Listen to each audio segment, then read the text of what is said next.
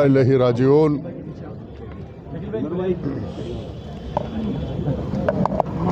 रहबर मौज़म व मुहतरम व मुकरम हज़रत आयतुल्लाह अहमद अली ख़ामनेई की रहमतुल्लाह अलैह की शहादत एक आम शहादत नहीं है। ये मिल्लत इस्लामिया के लिए, तमाम लोगों के लिए एक सानेहा है और एक पैगाम है। ये एक सानेहा भी है, एक पैगाम भी है। आयतुल्लाह ख़ामनेई ने आले रसूल होने का हक़ अदा कर दिया। अहले बैत होने की हैसियत से जिस तरह मैदान करबला में इमाम हुसैन ने अपने सारे कुंबे को शहीद कराया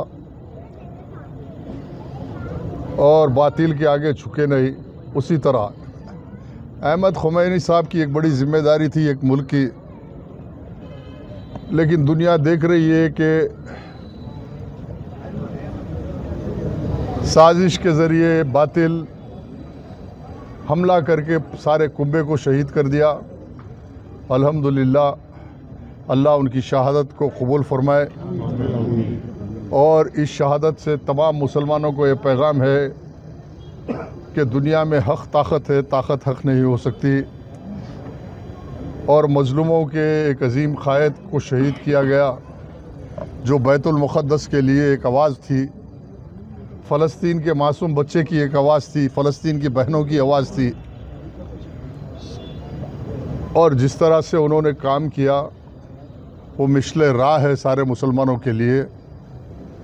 मैं तमाम लोगों से अपील करता हूँ कि जिस तरह शोक का ऐलान किया गया, अपने घरों पे एक काली झंडी लगाए, दुकान पे, मकान पे, गाड़ी पे, और जब कोई पूछे तो ये बताए कि ये काली झंडी इसलिए है कि हमारे रहबर मोहतरम और मुतशम को शहीद किया गया। इंशाअल्लाह अल्लाह से दुआ है कि इस जंग में हर हाल में मुजाहिदीन इस्लाम जो जिद्दोजहद कर रहे हैं, चाहे वो समंदर में हो, सहरा में हो, या साहिल पे हो, इंशाअल्लाह कामयाब होंगे। एक अजीम फतेह होगी। याद रखो, एक 8-10 दिन, ज़्यादा दूर की बात नहीं कर रहा हूँ कि 8-10 दिन का इंतज़ार कर लीजिए। 8-10 दिन में फ़ैसला हो जाएगा और दुनिया देखेगी कि इस्लाम की क्या ताकत है, मुसलमानों की क्या ताकत है। ज़्यादा मैं महीनों सालों की बात नहीं कर रहा हूँ, 8 से 10 दिन के अंदर नतीजा आ जाएगा। आज सारी दुनिया पे जो गठजोड़ बना था इस्लाम के ख़िलाफ़, नाटो के नाम पे हो या यूरोप के नाम पे हो, तो दुनिया में मुसलमानों की नस्लकशी गुज़िश्ता 15-20 साल से कम 1 करोड़ मुसलमान मार दिए। चाहे वो अफ़गानिस्तान हो, या वो इराक़ हो, या लेबनान हो, या लीबिया हो, कहीं देखो आप मुसलमानों का क़त्ल-ए-आम हुआ। लेकिन उस क़त्ल-ए-आम के ख़िलाफ़ अगर कोई खड़ा हुए तो हज़रत आयतुल्लाह ख़ामनेई रहमतुल्लाह अलैह खड़ा हुए और इंशाअल्लाह नतीजा निकलेगा।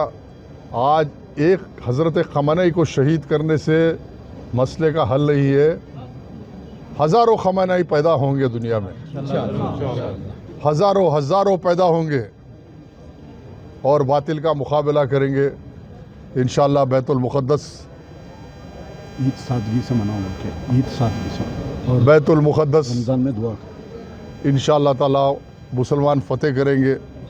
जिस तरह हज़रत सलाहुद्दीन अय्यूबी के दौर में फ़तेह हुआ था, हज़रत सलाहुद्दीन अय्यूबी के बाद सौ साल के बाद अगर आवाज़ उठी थी तो हज़रत आयतुल्लाह ख़ामनेई की आवाज़ उठी थी।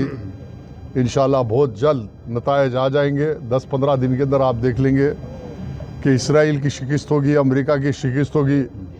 अरे 2 दिन के अंदर लर्ज़े में आ गए, 2 दिन के अंदर। पहले दिन तो जश्न मचा रहे थे, लेकिन 2 दिन के अंदर दुनिया देख रही, पूरे थरथरा रहे, पूरे हैबत में है।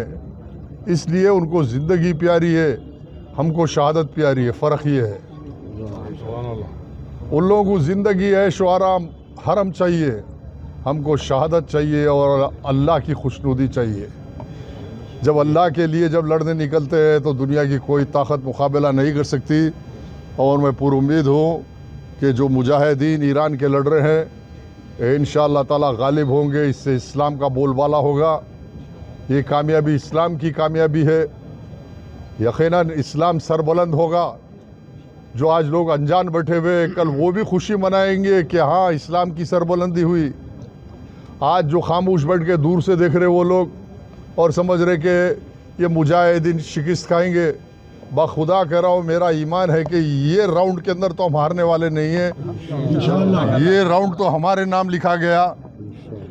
भला ही 20 साल के अंदर साजिशों से हारे, लेकिन इस राउंड के अंदर बच्चा बच्चा जो लड़ रहा वहाँ पे वो खमने बन के लड़ रहा। आप कैसी लड़ाई होगी आप सोचो। आप जो मैदान में लड़ने वाला बच्चा बच्चा है अपने रहबर को सामने रख के लड़ रहा, तो फिर लड़ाई की नवीयत अलग हो गई। कोई नहीं हरा सकते। इंशाअल्लाह ताला 8-10 दिन के अंदर जीत होगी और जीत के बाद इंशाअल्लाह ताला फिर मुलाकात होगी। इस जीत का जश्न भी मनाया जाएगा। रमज़ान की ईद सादगी से मनाइए। इफ्तार की दुआओं में रहबर के लिए दुआ कीजिए। हर घर में माँ बहन को बताइए कि दुआ करिए। और तमाम मुसलमानों को चाहिए कि अपने रहबर की शहादत पे बड़ी सादगी के साथ ईद मनाना चाहिए। मेरी अपील है, गुजारिश है तमाम मुसलमानों से। शुक्रिया। खुदा हाफिज़। इंसानियत के लिए आवाज़ वो उठाए आयतुल्लाह खामनई साहब। आप देखें, फिलिस्तीन का मसला कोई शियों का मसला नहीं था। फिलिस्तीन का मसला मसलूमियत का मसला था। खामनई साहब ने अपने खून के आखिरी खतरे तक वहां रुके रहे। खामनई साहब अपनी जिंदगी की आखिरी सांस तक फिलिस्तीन के लिए रुके रहे।